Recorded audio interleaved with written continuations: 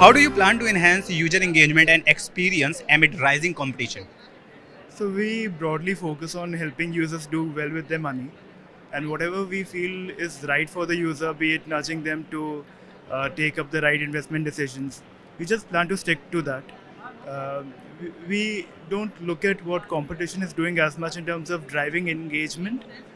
We want to make sure that the user has a good investing experience on the platform, and if they do, they'll be able to stick to us, come back to us. So whatever ends up being good for the user becomes good for us. Interesting. So, as Zerodha has initiatives like Varsity for Education, how do you see the role of financial literacy evolving in your business model? So we started Varsity as something which we were offering for free to even people who are not users of Zerodha, and we plan to like stick to it that way. It's more important from a financial literacy point of view for anybody in the country, even outside of the country, who wants to learn about certain capital market concepts. And we largely expect this to benefit people in general, irrespective of whether they are coming to us as customers or not. Can you share any upcoming initiatives or plans Zerodha has for expanding its services or market presence?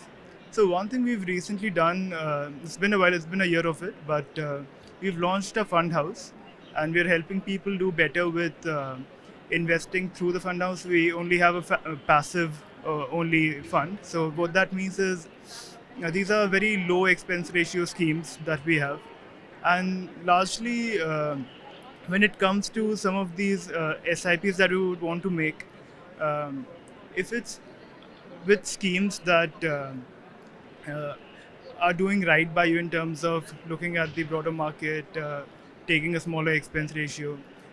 Passive funds have done like really well in the US in the last few decades. Want to replicate that here as well. So, helping people do better with money in more ways than what we are doing right now. Just a last question. How do you see the startup system sector as a whole evolving in the coming year, especially in the Indian landscape? I can speak about the capital markets largely, Okay. and that's been fairly strong. How many new entities have come up to build for many solutions in the capital market space. Yeah, and even outside of it, when we look at the larger fintech space, we find a bunch of things when it comes to digitizing experience and making something very broadly available to a user, supplementing human interactions as well.